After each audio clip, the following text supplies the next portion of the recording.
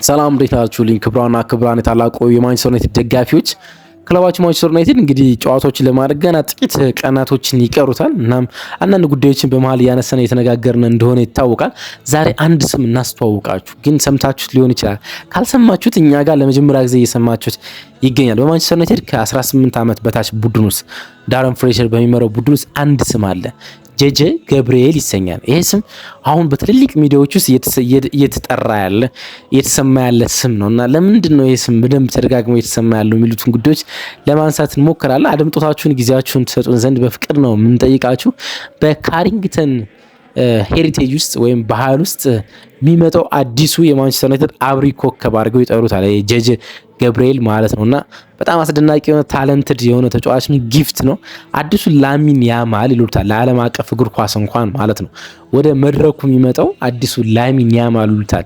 የሰውነቱ ቅጥነት ስኪኒ መሆኑ እንዲሁም ደግሞ በጣም ፈጣን እግሮች መሆኑና ደፋር መሆኑ ከላሚን ያማል ጋር ለመነጻጸር ሞክር። ስለሱ እናሱ ልናስተዋውቃችሁ ሰምታችሁት ከሆነ ደስ ይለናል። ሰምታችሁ ማታውቁ ከሆነ ይህን ስም ግን እኛ ጋር ለመጀመሪያ ጊዜ ተሰሙታላችሁ ማለት ነው። አብራችሁን ቆዩ ለሚቀጥሉት 10 ደቂቃዎች ያህል እና አድምጦታችሁን ስጡን። ሰብስክራይብ ላይክ አድርጋችሁ አድምጡን።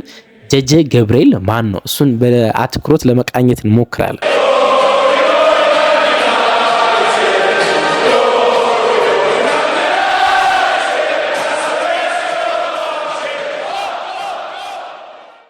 ብዙ ቦታ እየሰማችሁት ይገኛል ብዬ አስባለሁ። በተለይ ደግሞ ዳረን ፍሬሸር ሲጠራው ሰምታችሁታል። ጄጄ ገብርኤል ይባላል።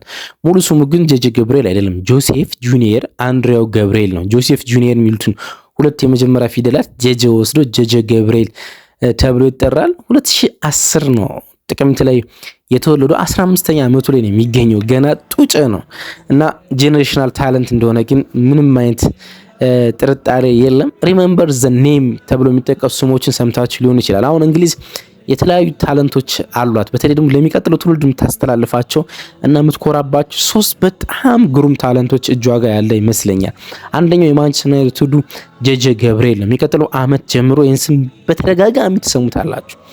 የአርሰናሉ ማክስ ዶማን እናም የሊቨርፑል ሪዮ ነጉማ በሶስቱ በእንግሊዝ እግር ኳስ ውስጥ የሚቀጥለው ትውልድ አብሪ ኮከቦች እንደሆኑ ምንም ጥያቄ የለውም። እንዲሁም አንዳንዶች የፊት መስመሩን የእንግሊዝ ብሔራዊ ቡድን በቅርብ ዓመታት ውስጥ ይቆጣጠሩታል ተብሎ ይጠበቃል። እነዚህ ጄጄ፣ ሪዮና ማክስ የሚባሉ 3 ስሞች ማለት ነው። የዓለም ከ15 ዓመት ውስጥ ምርጡ ተጫዋች ነው ይሉታል። አሁን 15 ዓመት ላይ ከሚገኙ ተጫዋቾች ውስጥ ዓለም ላይ የሚገኙ 15 ዓመት ተጫዋቾችን ብዘረዝሩ በጣም ቤስቱ ጄጄ ነው ተብሎ ይጠቀሳል። ባለፈው ክረምት ባርሳ ሊያስፈርሙ በጣም አጥብቆ ፈልጎ ነበር።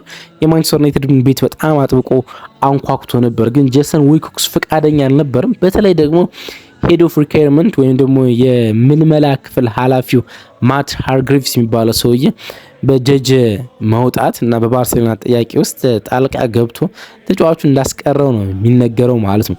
ስሙ ለበርካታ ጊዜያት በጉልህ ሲነሳ ነበር በደንብ ማለት ነው።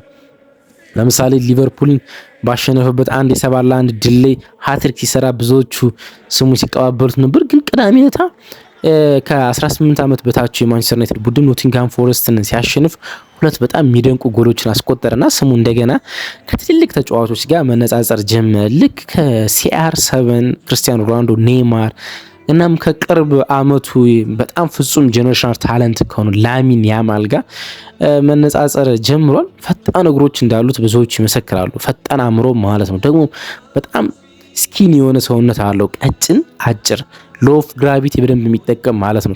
ታውቁ እንደሆነ ላሚን ያማል፣ ሊዮኔል ሜሲ በጣም ድሪብለር የሆኑ ተጫዋቾች አጭር ቁመት አላቸው። ሎ ኦፍ ግራቪቲ ማለት ነው። ሰውነታቸው እንደፈለጉ ማዘዝ የሚያስችላቸው ማለት ነው። ያ አለ ይባላል። ፍጹም የሆነ ደግሞ ጊፍትድ ነውና በማንቸስተር ዩናይትድ አካዳሚ ውስጥ ቀጣዩ ከአካዳሚ የሚወጣው አስቀጣይ እንደ ባህል አስቀጣይ ልትመለከቱ ትችላላችሁ። ላለፉት አመታት ማንቸስተር ዩናይትድ ከአካዳሚው ከካሪንግተን ወደ ዋናው ቡድን የሚያሳድጋቸው በርካታ ተጫዋቾች ነበሩ።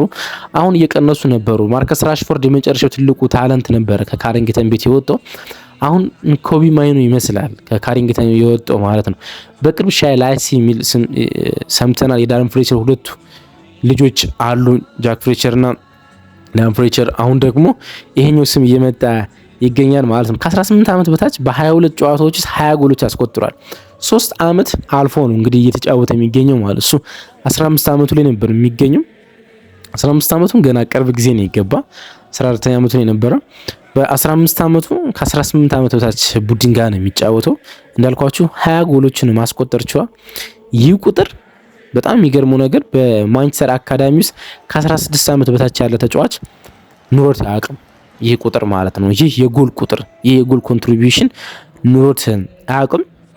ህጎች አስረው ያዙት እንጂ ለማንቸስተር ዩናይትድ ዋናው ቡድንም እንዲሁም ለአንደር 21ም የመጫወት አቅም ብቃት ነበረው። ግን በዚህ ውድድር ዓመት ሲዝኑ ሲጀምር 14 ዓመት ነው የነበረውና 14 ዓመት ተብሎ ስለተመዘገበ አንድ 14 ዓመት ተጫዋች ደግሞ በሊግ ፌዝ በሊግ 2 በፕሪሚየር ሊግ ሁለተኛው ወይም ደግሞ በወጣቶች አንደር 21 በሚሳተፍበት እንዲሁም ደግሞ በዋናው የእንግሊዝ ፕሪሚየር ሊግ መሳተፍ አይችልም 14 ዓመት የነበረው ማለት ነው እንጂ ብቃቱ ወይም ደግሞ ፐርፎርማንሱ ወደዛ ልክ እንደሚወስደው ነው የሚናገሩ። ግን ልምምዶችን አከናውኗል ከአንደር 21 ቡድን ጋር ከዋናው ቡድን ጋር ደጋግሞ ነው ያከናወነው።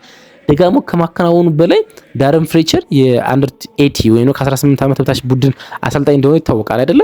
እና ሁለት ጨዋታ ዳረን ፍሌቸር ማንቸስተር ዩናይትድ መርቷል። ከብራይተን ጋር የነበረውን የኤፍኤ ካፕ ጨዋታና ከበርንሌ ጋር የነበረውን የፕሪሚየር ሊግ ጨዋታ ማለት ነውና ከብራይተን ጋር በነበረው የኤፍኤ ካፕ ጨዋታ ላይ የስኳድ አባል ነበረ ወይም ደግሞ አብሮ ነበረ ከማንቸስተር ዩናይትድ እና ከቤንች ዝርዝር ውስጥ ነበረ። ይሄ የ15 ዓመት ጡጨ ማለት ነው። ያን ያህል ነው እንግዲህ እና ዳረን ፍሌቸር ስለሱ ሲጠይቅ ፋንታስቲክ ታለንት ነው የሚለውና ሱፐር ኤክሳይቲንግ ነው የሚለው። እሱን በትልቅ ደረጃ ለማየት እንዴት እንደቸኮረው ደጋግሞ ነው የሚያነሳ። አሞሪም ነው መጀመሪያ ወደ ዋናው ቡድን ልምምድ የጋበዘው ፍሌቸር ጋበዘው። ካሪክ አሁን በቆየባቸው ሳምንታት ሁሉ ከዋናው ቡድን ጋር ልምምዶችን እንዲያከናውኑ ፍቃድ ሰጥቶታል። ከዋናው ቡድን ጋር ነው ልምምዶችን እያከናወነ የሚገኘው ማለት ነው። የ2026 የፕሪሲዝን ስኳድ አባል እንደሚሆን እርግጥ ነው። ምክንያቱም አንደኛ ዓለም ዋንጫ የሚከናወንበት ሲዝን አይደለ ይሄ።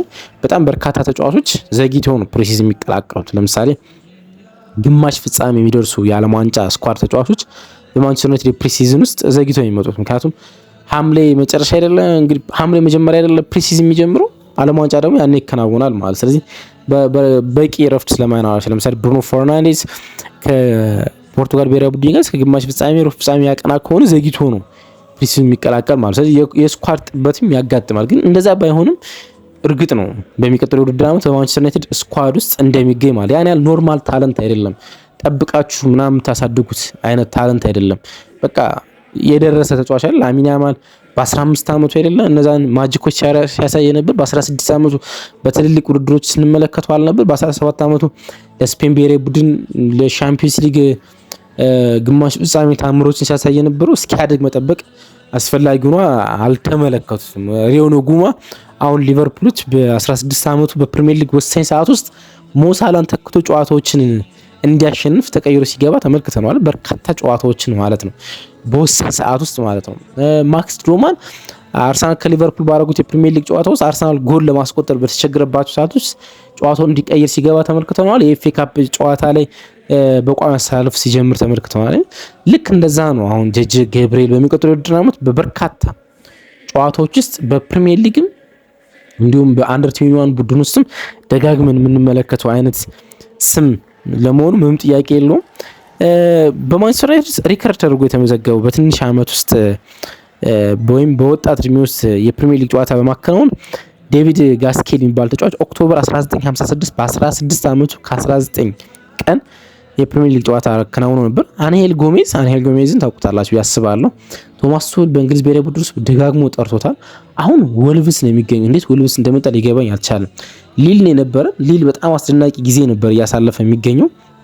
የማንቸስተር ዩናይትድ አካዳሚ ተጫዋች ነው። የማንቸስተር ዩናይትድ ሊያስፈርመው ደግሞ ይችላል ሲባል ነበረ ባለፈው ክረምት የአማካኝ ስፍራ ተጫዋች በፈለገበት ጊዜ ማለት ነው። አሁን ወደ ወልቭስ መጥቷል። ለምን ወደ ወልቭስ እንደመጣ እንጃ። ምክንያቱም በትልቅ ደረጃ መጫወት የሚችል ተጫዋች ነው አንሄል ጎሜዝ ማንቸስተር ዩናይትድ ግንቦት 2017 ለመጀመሪያ ጊዜ ፕሪሚየር ሊግ ላይ ያስገባ 16 ዓመት ከ263 ቀኖች ነበር።